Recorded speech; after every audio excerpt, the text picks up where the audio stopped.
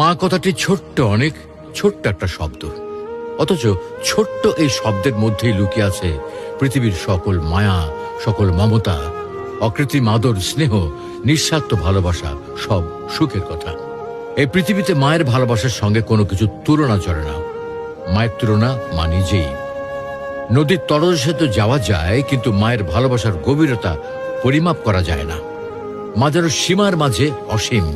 পৃথিবীতে তোমার হাজার হাজার বন্ধু বান্ধব, আত্মীয় স্বজন ও শুভাকাঙ্ক্ষী থাকবে, কিন্তু সবশেষে তুমি একজন মানুষকেই খুঁজে পাবে যাকে তুমি শত আঘাত দেওয়ার পরেও সে শুধু তোমার ভবিষ্যৎ নিয়ে ভাববে, আর তিনি হলেন তোমার মা।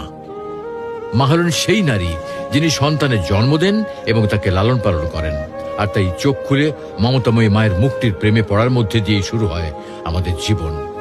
মায়ের ভালোবাসা সীমাহীন এবং নিঃশর্ত। পৃথিবীতে সবাই তোমাকে ভালোবাসতে পারে, কিন্তু সেই ভালোবাসার মাঝে যে কোনো না কোনো স্বার্থ থাকে। কারণ স্বার্থের পৃথিবীতে কেউ তোমাকে বিনা প্রয়োজনে ভালোবাসে না।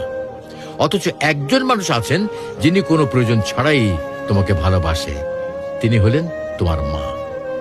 তাই তো আলেমগণ বলেন, মায়ের পায়ের নিচে সন্তানের বেহেশত।